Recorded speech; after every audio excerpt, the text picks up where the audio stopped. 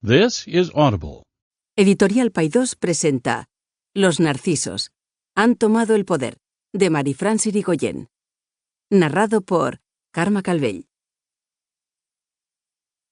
Introducción. Los narcisos al poder. En un mundo cada vez más complejo y competitivo, tanto en la política como en los negocios y en la comunicación, los narcisos llevan hoy la voz cantante. Esos hombres, y más raras veces esas mujeres, que suelen ser seductores, dominantes y aficionados a exhibir su superioridad, ocupan una gran parte de los puestos directivos. Sin duda, a raíz de diversos escándalos o como consecuencia del caso Weinstein, algunos se han caído del pedestal, pero no todos sus abusos de poder se denuncian y, en realidad, seguimos siendo increíblemente indulgentes con ellos. Desde la década de 2000, el tema del narcisismo está de moda. Suscita muchos artículos en los medios y despierta un interés que va más allá del círculo de los especialistas. Pero en el uso corriente y popular del término se tiende, por una especie de juicio moral, a ver únicamente su aspecto peyorativo, es decir, la megalomanía, el egocentrismo y la indiferencia respecto a los demás. Los profesionales tienen un punto de vista muy diferente en lo relativo a esta problemática.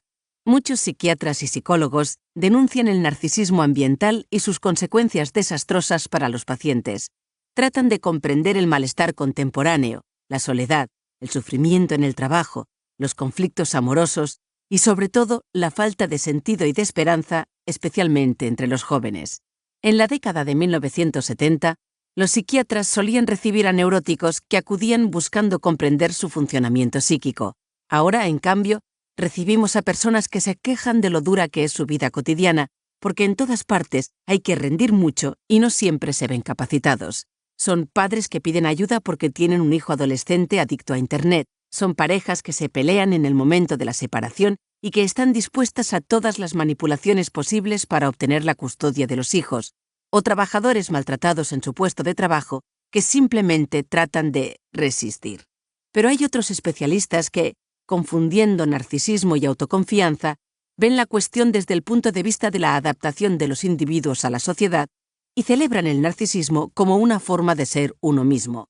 Sostienen que los males actuales son debidos a una falta de confianza en nosotros mismos y propugnan que todo el mundo refuerce su narcisismo. Así pues, nuestra época usa el narcisismo para cualquier cosa, sin distinguir el narcisismo sano, positivo, que permite tener la suficiente confianza en uno mismo como para afirmarse, del narcisismo patológico, que consiste en querer ser protagonista de forma arrogante y a menudo a expensas de los demás. Estos debates no son nuevos, puesto que el narcisismo es una noción compleja que desde Freud ha sido objeto de numerosas investigaciones en diferentes campos del conocimiento. Y aunque durante mucho tiempo esos estudios se han enfrentado unos a otros, veremos que al fin y al cabo son más bien complementarios. Intentemos primero comprender qué es el narcisismo patológico para ver de qué forma ese trastorno de la personalidad influye en nuestra época. Para ilustrar el tema y describir de forma precisa los diferentes síntomas que lo caracterizan, analizaremos el caso, sin duda caricaturesco, de Donald Trump, ya que parece ser un ejemplo flagrante y, al haber accedido a los puestos más prominentes, encarna el sueño de cualquier narciso. Capítulo 1. Su jactancia, su conducta extravertida, su desinhibición y su falta completa de empatía lo convierten en un caso paradigmático, en el que podemos ver todos los criterios que definen el narcisismo grandioso. Totalmente desacomplejado, no duda en decir lo que sea para promocionarse. La dimensión más visible de su narcisismo es la arrogancia, una altísima opinión de sí mismo, un egocentrismo excepcional y una absoluta falta de vergüenza. Sin embargo, veremos que su caso no es tan simple, y eso nos llevará a preguntarnos por el lugar que ocupa el narcisismo en los dirigentes y en las sociedades actuales, tanto en el norte como en el sur de nuestro planeta. La llegada de un narciso a la presidencia de Estados Unidos ¿no es acaso el reflejo, caricaturesco, sin duda, de las derivas de nuestro mundo moderno, en el que cada vez son más los individuos centrados en sí mismos, adictos a las redes sociales, que fanfarronean sin cesar para demostrar que son los mejores? Todos conocemos narcisos y, por lo tanto, podemos preguntarnos en qué se distingue una persona simplemente un poco jactanciosa de un narciso patológico. ¿Cómo distinguir entre unos rasgos narcisistas y el trastorno de la personalidad narcisista? Para responder a esta pregunta y salir de la confusión, es útil repasar la génesis del concepto en el psicoanálisis freudiano y seguir su evolución en el psicoanálisis estadounidense, que al poner el acento en el self, lo transformó. Capítulo 2. Todos esos psicoanalistas realizaron un análisis muy fino del narcisismo patológico, describiendo una sintomatología que sigue siendo válida en la medicina clínica de hoy. Freud fue el primero en emplear el término narcisismo para dar cuenta de la elección del objeto de amor por parte de los hombres homosexuales, la elección de un compañero sexual. Posteriormente, su pensamiento evolucionó e introdujo esa noción como una etapa en su teoría del desarrollo psicosexual, distinguiendo el narcisismo primario del narcisismo secundario. Los escritos de Freud sobre el narcisismo abrieron la puerta a numerosos trabajos teóricos.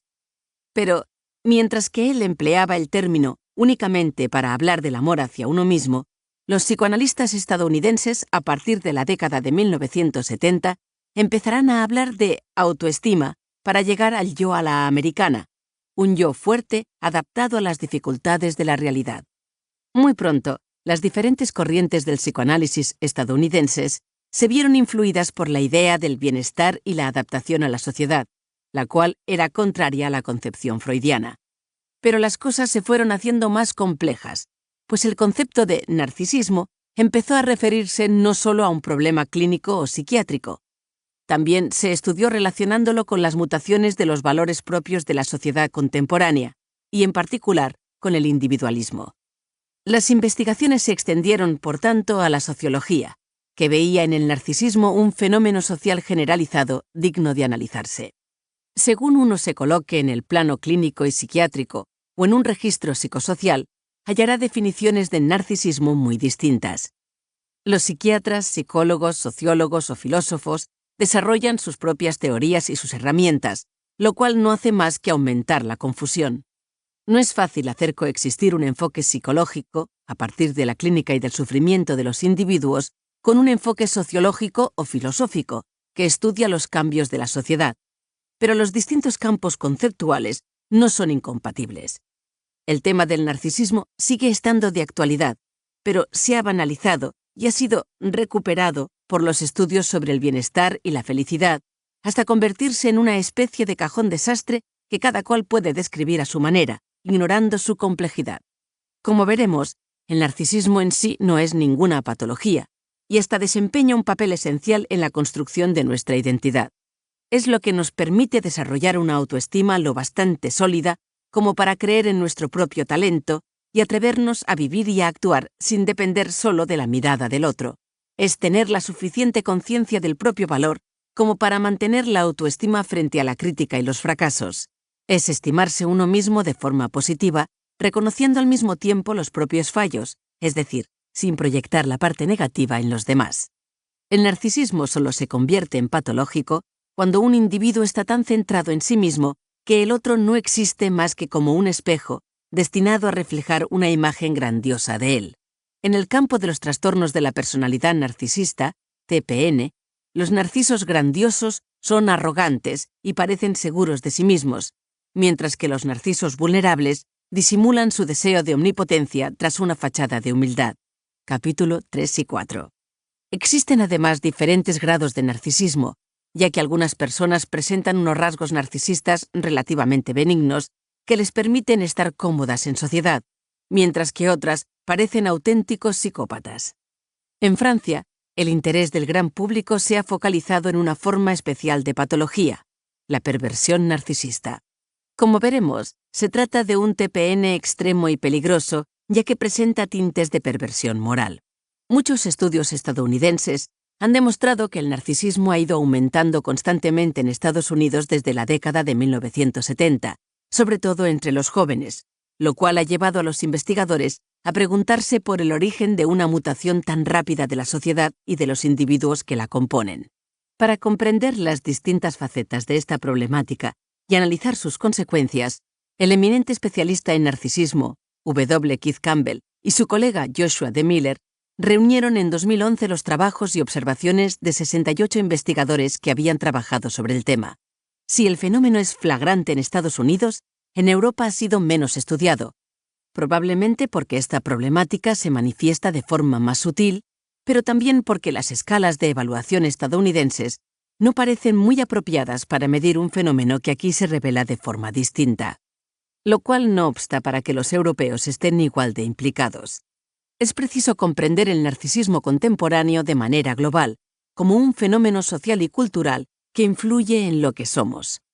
Tanto si se aborda desde el punto de vista psicológico como sociológico, debemos constatar que el advenimiento de la globalización ha significado una transformación profunda de los individuos.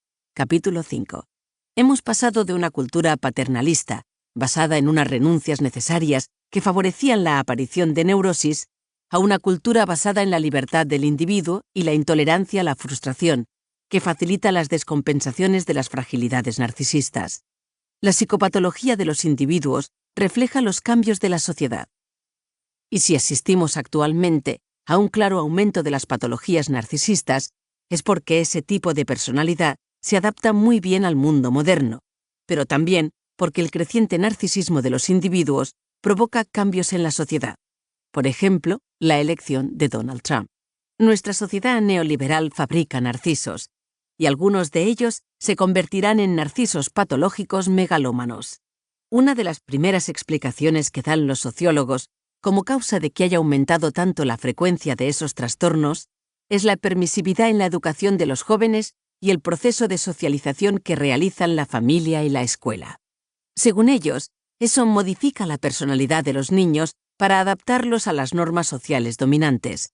Si el mal se extiende, también es porque la sociedad capitalista refuerza los rasgos narcisistas de cada uno de nosotros a través del individualismo y del consumo masivo de objetos, informaciones y productos para el bienestar. En una sociedad de la imagen y la información, centrada en el consumo y las pantallas, el individuo solo existe por y para la mirada del otro. Capítulo 6. Las consecuencias de la invasión narcisista se ven actualmente por todas partes. Capítulo 7. Para triunfar profesionalmente o en la vida privada, hay que destacar y hacerse valer. Eso aparece claramente en las redes sociales y en los programas de telerrealidad, donde es difícil controlar las salidas de tono, pero también en las familias, donde las parejas cada vez son más efímeras. Y, naturalmente, en el mundo laboral, donde cada vez vemos más presión y más sufrimiento psíquico ligado al acoso moral o al burnout, síndrome del trabajador quemado. Es indudable que esas nuevas normas sociales centradas en la apariencia facilitan la mentira y el engaño, pues todo el mundo debe promocionarse, aunque sea deformando la verdad. En todas partes asistimos a derivas de comportamiento que ya no están encuadradas por referencias morales. Finalmente, trataremos de comprender por qué es tan frecuente hallar narcisos en los puestos de dirección de las grandes empresas y entre los políticos. Capítulo 8. Está claro que su afán de poder, sus capacidades de seducción y su habilidad en la manipulación los hacen parecer líderes carismáticos. También sabemos que el narcisismo patológico favorece la asunción de riesgos y la búsqueda del beneficio a corto plazo. También es la causa de una serie de conductas incívicas y corruptas. Sin embargo, seguimos colocando a narcisos al frente de los estados y de las grandes empresas. Por un lado, sus capacidades de seducción y su habilidad manipuladora nos los hacen ver como líderes, y, por otro, su necesidad de dominar y su falta de escrúpulos les proporcionan una ventaja considerable para obtener el puesto ambicionado. Como psiquiatra y psicoterapeuta, especializada en la violencia psicológica y el acoso moral, he tenido ocasión de conocer bien a esos narcisos. Los más megalómanos me elegían porque era la mejor, lo cual para ellos era una forma de darse importancia. No me consultaban para poner en cuestión su funcionamiento, sino porque les molestaban las consecuencias de su narcisismo. Por ejemplo, la dificultad de mantener relaciones a largo plazo. Los narcisos vulnerables, hipersensibles a la crítica y a las ofensas, consultan más a menudo, especialmente por situaciones de acoso moral. Pero son sobre todo las parejas o exparejas de esos narcisos las que necesitan ayuda, porque sufren al no ser para ellos más que un objeto utilitario. En un mundo dominado por narcisos omnipotentes, la preocupación es obligada. Algunos narcisos han sido desenmascarados, no tanto por las consecuencias humanas de sus errores, como porque su éxito es ilusorio y raras veces duradero. Hay que aprender a detectarlos para detener su ascenso. No se trata de lamentarse por la desaparición de los valores y considerar que cualquier tiempo pasado fue mejor. Lo que importa es definir bien el narcisismo y comprender el funcionamiento de esos individuos para poder medir las consecuencias sociales. También hay que intentar entender el funcionamiento del mundo moderno, y para ello debemos aceptar la multidisciplinariedad y permitir una nueva forma de diálogo entre el psicoanálisis y la sociología. Pero parece que el mundo empieza a reaccionar. El shock provocado por la llegada de Donald Trump ha contribuido a ello, como también los numerosos escándalos de fraudes y estafas. Sin embargo, aunque cada vez se es más consciente de los efectos nefastos de ese funcionamiento, las fuerzas negativas del beneficio y la rentabilidad constituyen un obstáculo. De ahí la importancia de dar a conocer las incontables experiencias, mucho menos públicas, pero esenciales, de creación y desarrollo de colectivos de trabajo y de vida más pegados al territorio, en los cuales los comportamientos narcisistas ya no tienen razón de ser.